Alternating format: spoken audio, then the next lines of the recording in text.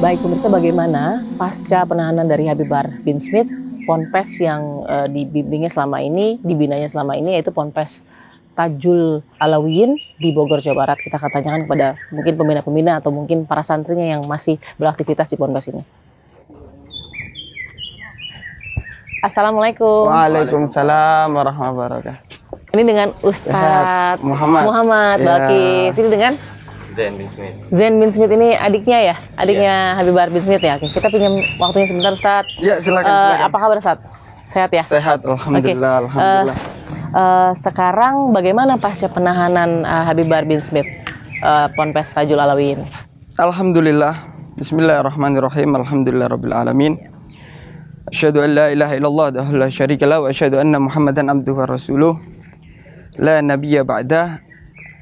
Bagi kami dan anak-anak santri, alhamdulillah summa alhamdulillah, apapun yang terjadi dengan Habib Bahar bin Smith atau dengan siapapun, bahkan mungkin dengan orang tua para santri, kita selalu mengajarkan untuk terus istiqomah melanjutkan cita-cita gitu. Jadi perjuangan itu nggak akan berhenti karena sebab resiko perjuangan. Setelah penahanan, ponpes Tajul Alawiyin berjaga-jaga 24 jam, ketat menjaga ponpesnya. Benar nggak sih Ustadz, dan apa yang terjadi sebenarnya?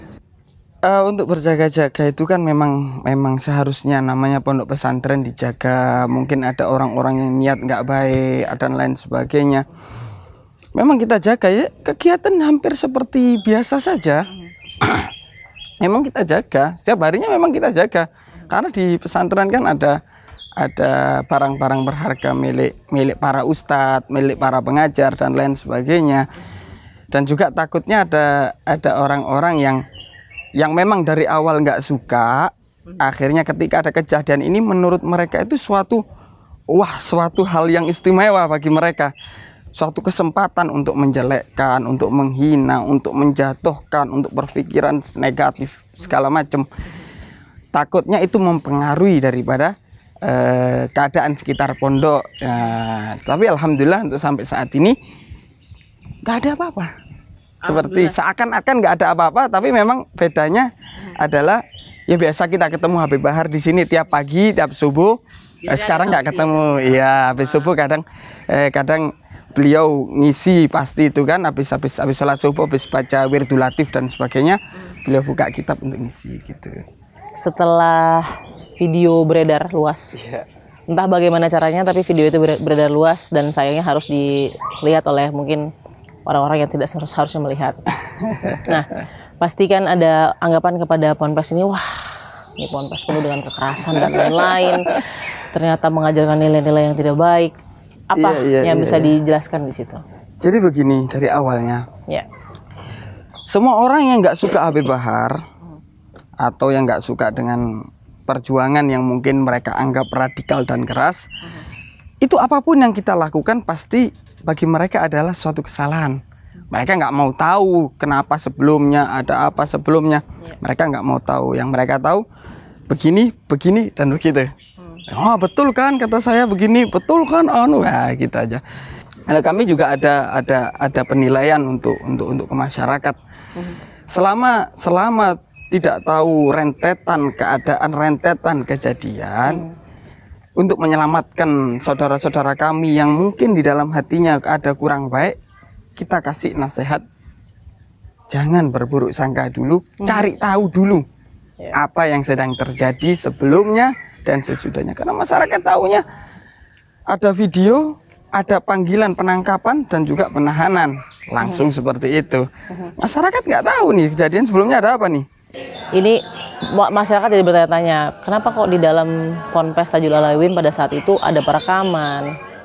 Apakah benar santri-santrinya ponpes Tajul Alawiyin merekam hal tersebut? Meskipun kembali lagi, penyebaran tanggung jawabnya kita belum tahu, karena itu harusnya yang menjadi ranahnya kepolisian. Begini, santri-santri kami nggak boleh pegang HP. Itu yang perlu diketahui. Dan mungkin pada waktu itu kita juga nggak tahu, karena banyak tamu gitu loh. Banyak tamu dan lain sebagainya, dan itu bukan urusan kami ketika itu sudah tersebar. Bagaimana video yang sudah tersebar terus dicari siapa pemiliknya dan lain sebagainya, itu mungkin bukan tugas kami untuk mencari. Kalau ada habaib yang salah, kiai yang salah, atau ustadz yang keliru, jangan salahkan habaibnya, jangan benci habaibnya, jangan benci kiainya, jangan benci ustadznya. Sama kayak tangan kita ini kalau kena kotoran ayam atau apapun, jangan benci tangannya, jangan dipotong tangannya, tapi bersihkan tai ayamnya, sucikan tangan Anda.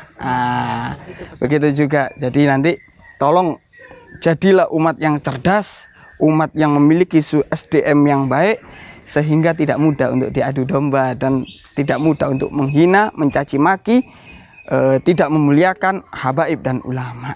Ini soal dugaan video yang katanya di dalamnya ini Habib Bahar, mirip Habib Bahar atau seperti Habib Bahar. Nah ini sebenarnya gimana kalau tanggapan Polpes soal itu? Video yang katanya mirip Habib Bahar atau seperti Habib Bahar. Kenapa enggak mirip Iron Man atau apa aja gitu? Enggak bisa. Gimana tuh Ustaz? Itu benar nggak itu Habib Bahar? Itu saya tidak tahu. Karena memang kan biar itu masalah yang hukum aja sudah. Biar itu terserah mereka.